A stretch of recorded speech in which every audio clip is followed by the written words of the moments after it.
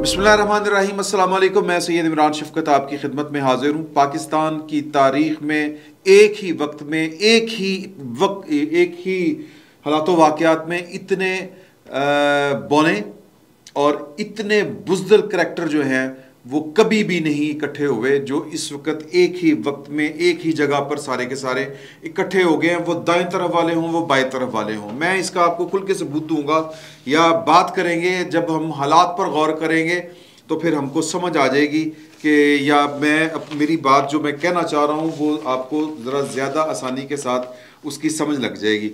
देखें जी कि बात यह है कि इमरान खान साहब ने पाकिस्तान की फ़ौज के ऊपर संगीन तरीन इल्ज़ामात लगाए हैं और जवाब में फ़ौज ने उनके ख़िलाफ़ जो है वो मुकदमा दर्ज करने की दरख्वास्त कर दी है हुकूमत पाकिस्तान के पास। अब मामला ये है, जो मैंने कहा कि एक ही वक्त में इतने बुज़दिल इकट्ठे मैंने नहीं कभी देखे। इमरान खान साहब के अंदर दमखम नहीं है कि वो इनकलाब लेके आ जाएं, लिहाजा वो खौफज़दा है।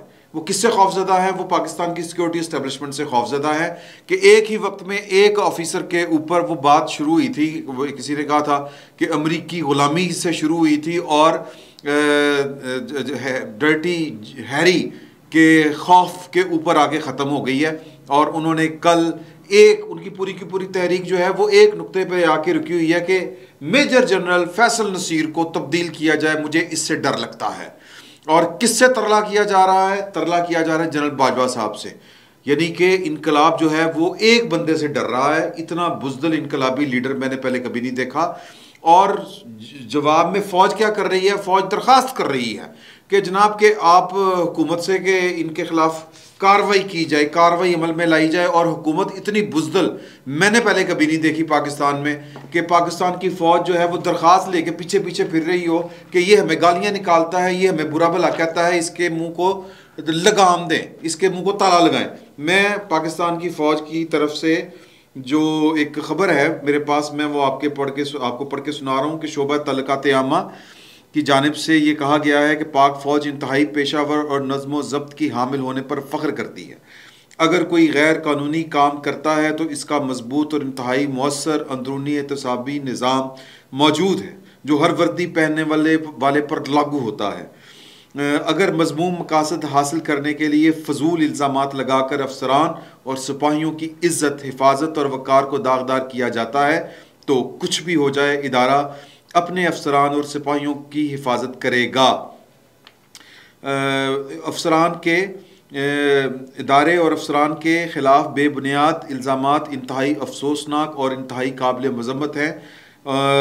हुकूमत पाकिस्तान से दरख्वास्त की है पाकिस्तान की फ़ौज ने कि वो इस मामले पर तहकीकात करे और जो लोग इदारे और इसके अफसरान के ख़िलाफ़ बग़ैर किसी सबूत के झूठे इल्ज़ामात लगा रहे हैं और बदनामी के ज़िम्मेदार हैं उनके ख़िलाफ़ कानूनी कार्रवाई शुरू की जाए। और मैंने कल ये भी टिकर एक पढ़ा था कि इसकी इजाज़त नहीं दी जा सकती। और सर वो इजाज़त की ज़रूरत है, वो इमरान खान साहब आपसे इजाज़त लेके बात कर रहे हैं। तो कहने का मतलब ये है कि हुकूमत इस दरख्वास्त के बावजूद उसकी कांपे टांग रही हैं इमरान खान साहब के ख़िलाफ़ करते हुए। बुज़दिल बमुकाबला एक बुज़दिल, यानी ना वो इनकलाब लाने में कोई दलेरी दिखा रहे हैं इमरान खान साहब और ना ये इमरान खान साहब को लगाम डालने के लिए दलेरी दिखा रहे हैं। और पीछे रह गई पाकिस्तान की फ़ौज। वहाँ पर क्या मामला है कि ये कह रहे हैं कि जी कि ये हो नहीं सकता कि अंदरूनी खलफशार हो, हमारा एक इक़्तिसादी निज़ाम मौजूद है। इमरान खान साहब कल खुल के कह रहे थे, खुल के ऐलान कर रहे थे कि मेरे लोग अंदर मौजूद हैं, मुझे वो ये प्लान करते हैं, मेरे लोग जो फ़ौज के अंदर मौजूद हैं वो मुझे मुखबरी कर देते हैं। तो सर अपनी मंजी के थले डांग फेरनी चाहिए पाकिस्तान की फ़ौज को भी कि ये क्या हो रहा है। तो बेसिकली हर बंदा ये एक ऐसा तारीख दौर है पाकिस्तान के ऊपर, अपोजिशन हो डर रही है, अपने आप से डर रही है, हुकूमत हो अपने इख्तियार से डर रही है और फ़ौज हो वो अपने अंदर हालात, पता नहीं है, मैं वो वाले अल्फाज नहीं कहना चाहता कि कुछ तो गड़बड़ है। वरना इमरान खान साहब जो हैं वो इतनी लंबी जो है ना वो स्टेन गन जो ज़ुबान के ज़रिए वो चलाते ना फिरें तर तर करके, उनको कोई ना कोई सपोर्ट हासिल है। और हमें पाकिस्तान की फ़ौज की अंदर से अभी तक इस तरह की कोई ख़बर नहीं मिली कि जी कि पाकिस्तान की जो इमरान खान साहब कह रहे हैं। और इमरान खान साहब ने बाय द वे जो बात कर दी है कल कि मेरे जनाब अंदर लोग मौजूद हैं जो मुझे, यानी बेसिकली तो वो कह रहे हैं कि मुझे सपोर्ट हासिल है अंदर से। और यही बात एक अरसे से दबे लफ्ज़ों में हर दूसरा बंदा जो है वो ये बात कर रहा है कि इनको सिस्टम के अंदर से सपोर्ट है, इनको अंदर से वो कोई लाला सहराई का नाम लेके करता है, कोई कोई नाम लेके करता है, कोई कोई नाम लेके करता है। तो जनरल बाजवा साहब को मेरा ख्याल है कि ये शो करना पड़ेगा कि पाकिस्तान की फ़ौज की यूनिटी ऑफ कमांड कायम है। और अगर कोई इस तरह, क्योंकि ये मैं नहीं कह रहा सर, ये मैं नहीं कह रहा, ये एक पाकिस्तान की फ़ौज का रिटायर्ड अफसर है जो इस वक्त पाकिस्तान से मफरूर होके लंदन बैठा हुआ है, ठेके शोके काम करता था वो, और लंबी चौड़ियाँ दिहाड़ियाँ, और फिर जब पाकिस्तान, और ये फिर अगेन ये पाकिस्तान की सिक्योरिटी इस्टेब्लिशमेंट का किया धरा उसके सामने आ रहा है। मुझे ये कहने दीजिए यार, तकलीफ हो रही है कि कल बख्तरबंद गाड़ियां निकालनी पड़ी पाकिस्तान की फौज को लाहौर कैंट के अंदर। क्यों क्यों सवाल ये पैदा होता है, इसलिए कि कुछ ना आकबत अंदेश लोग, वो कुछ ज्यादा भी नहीं है, कोई इनकलाब नहीं आ गया, कुछ ज्यादा लोग नहीं है, 20-20, 30-30 लोगों की टोलियां जो हैं वो कैंट में दाखिल होकर नारे मार रही हैं हला, और जनाब आगे से फौज जो है वो बख्तरबंद गाड़ियां निकाल के। कहने का मतलब ये है कि ये वो लोग हैं जो 5th जनरेशन वार के चक्कर में, या नवाज शरीफ की नफरत में, या आसिफ अली जरदारी की नफरत में इन्होंने जो तजर्बा किया था, वो तजर्बा इनके हमारे इदारों के का मुंह चढ़ा रहा है इस वक्त। वो इनसे अब संभल नहीं रहा। कल इमरान खान साहब ने कहा कि आज शऊर का जिन बाहर आ गया है। वो केड़े शऊर का जिन बाहर आया? ये शऊर का जिन बाहर नहीं आया, ये तजर्बा उलट पड़ गया है। वो किसी ने कहा था ना कि जी कि वो एक ड्रामे में, वो क्या नाम है उसका, हमारे दोस्त हैं अमानत चंद साहब, वो साइंसदान बने हुए हैं, तो वो उन्होंने पूछा कि ताड़ी ये हालत इस तरह की क्यों है, मेरे जैसा रंग है उनका। तो वैसे सॉरी, ये वाले जो है ना वो कलर वगैरह या बॉडी शेमिंग के ऊपर नहीं जाना चाहिए, लेकिन एक ड्रामे की बात है, मैं वो आपको बता रहा हूँ। तो उन्होंने कहा कि वो तजर्बा नाकाम हो गया। तो सर ये तजर्बा नाकाम हो गया है, और पाकिस्तान के सिक्योरिटी इस्टेब्लिशमेंट के जो जिम्मेदारान हैं वो अमानत चंद की तरह की उनकी हालत हो गई हुई है। सॉरी टू से, मैं माफ़ी चाहता हूँ अल्फाज इस्तेमाल करते हुए, और तकलीफ से हम ये बात कर रहे हैं भाईजान, कोई शौक से नहीं कर रहे कि आपसे ये संभाले नहीं जा रहे। इसलिए नहीं संभाले जा रहे कि आपने जो डिज़ाइन किया था उसके ऊपर यकीन करके किया था कि अब ये इस बंदे के ज़रिए हमने पाकिस्तान को चलाना है। वो बंदा आपके गले लग गया है, गले पड़ गया है, खुदकुश हमलावर साबित हो गया है। अब आप जनाब पीछे पीछे वो आगे आगे या वो आगे आगे, आप पीछे पीछे, इसको जो भी आप तशरीह कर लें। तो एक मेजर साहब हैं वो जो इस प्रोपेगेंडे के ऊपर यकीन कर चुके हैं कि जनाब इमरान खान साहब जो हैं वो मसीहा हैं, इमरान खान साहब पाकिस्तान के निजात दहिंदा हैं। वो वलायत में बैठ के 12 घंटे पहले उन्होंने कहा कि जी के ज़राए ने हमें बताया है कि जो मिस्टर एक्स का जो लाहौर में दफ्तर है, अब ये मिस्टर एक्स वही है जिसको इमरान खान साहब ने मिस्टर एक्स का नाम दिया था। ये सेक्टर कमांडर पंजाब हैं, ब्रिगेडियर राशिद नसीर नाम है इनका गालबन, जहाँ तक मुझे याद पड़ता है। तो ये उनका जिक्र कर रहे हैं कि एक खुसूसी मीटिंग हुई जिसमें डॉक्टर्स और मखसूस अफराद ने शिरकत की, और इसमें तय ये किया गया कि इमरान खान साहब को तिब्बी बुनियादों के ऊपर कत्ल किया जाएगा। यानी रीजनिंग तबई हो कि तबई मौत इमरान खान साहब, अल्लाह ताला उनको सेहत दे, अल्लाह ताला उनको अपने हिफ्ज़ मान में रखे, कि वो तबई मौत हो गई है उनकी। और इमरान खान साहब भी वो कल बातें कर रहे थे कि वो कुछ इस तरह की हैं चीज़ें कि 5 बंदे उनकी मौत वाक़या हो गई, हार्ट अटैक हो गया डॉक्टर रिजवान को और पता नहीं किस किस को। तो यानी कि जो शहबाज शरीफ के और राना सनाउल्लाह साहब के जितने भी गवाहान, मुलजमान या जो भी तफ्तीशकार थे, सबको हार्ट अटैक हो गया।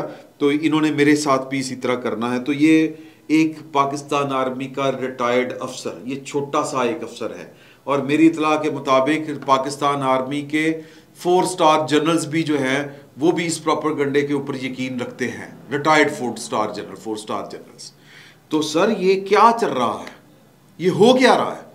अब ये मामला किस करवट जाके बैठेगा, सवाल ये पैदा होता है। दूसरा उन्होंने कहा कि जी के ये कोट एंड कोट मैं आपको बता रहा हूँ कि ISPR साहब को इसकी भी वजाहत करनी चाहिए। ये यही ट्वीट जो है वो रिटायर्ड फौजी अफसर है पाकिस्तान से बाहर, इन्होंने 13 घंटे पहले ये वाला ट्वीट किया है कि जो वो बटालियन 400/8 या वो जो है उसके 50 बंदे जो जासूसी कर रहे हैं, एक मैं नाम नहीं ले रहा, एक कोर कमांडर की, और उसके इर्द गिर्द है, उसकी आमदोरफ्त के ऊपर पाबंदी है, क्यों है ये?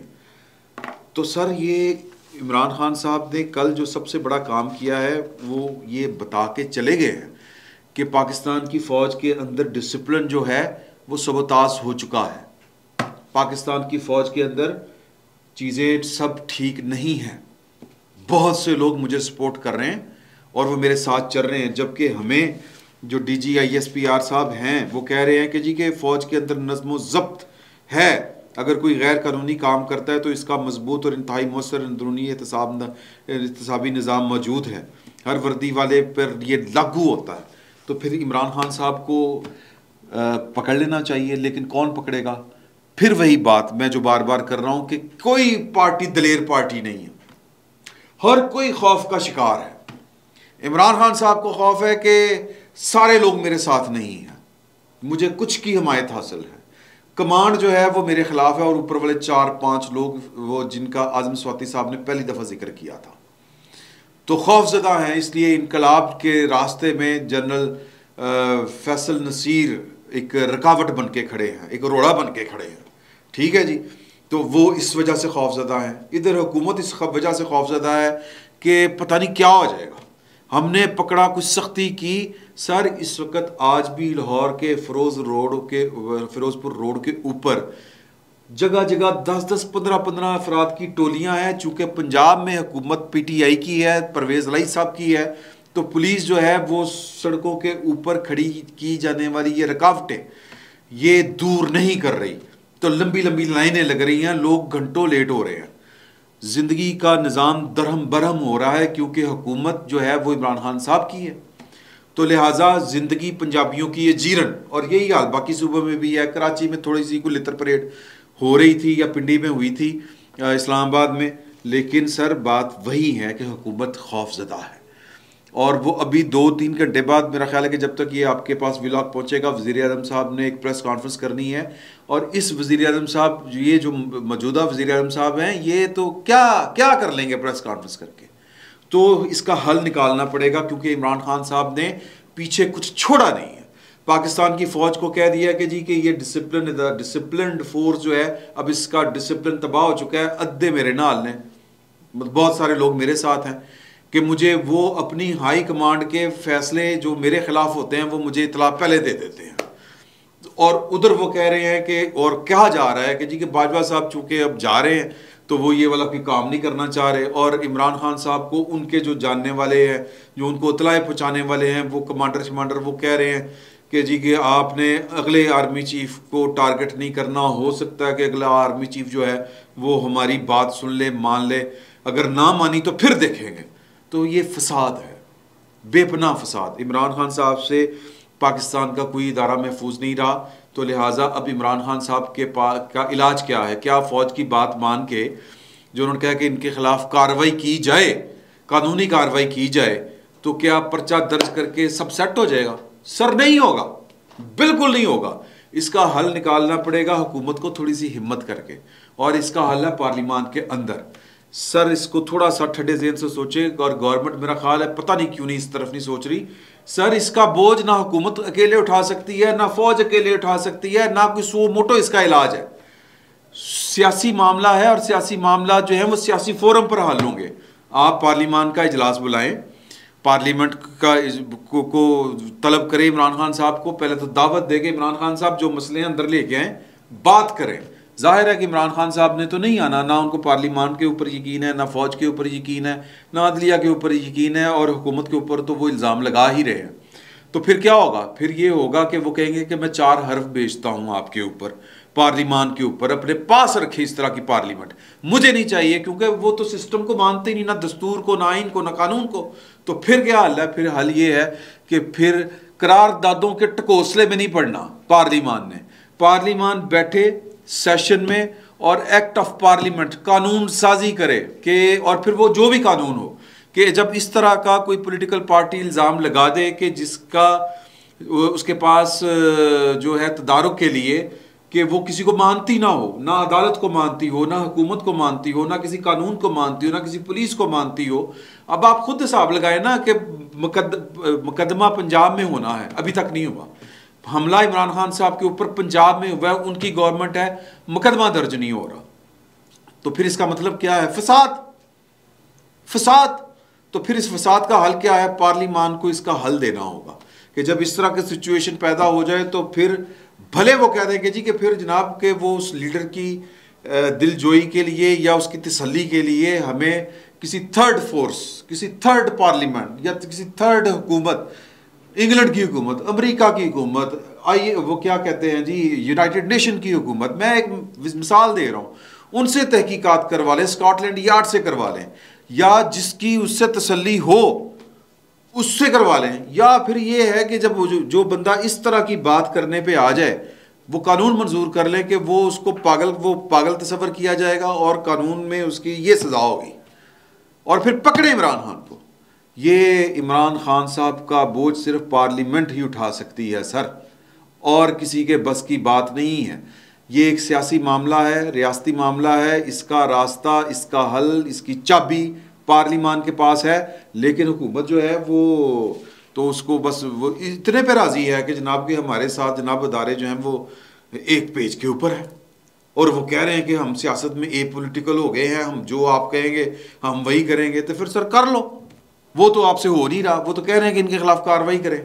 अगर आपने कार्रवाई करनी है और इस तरह की कार्रवाई करनी है कि जिस कार्रवाई का कोई असर हो, तो वो असर पार्लिमान का ही हो सकता है।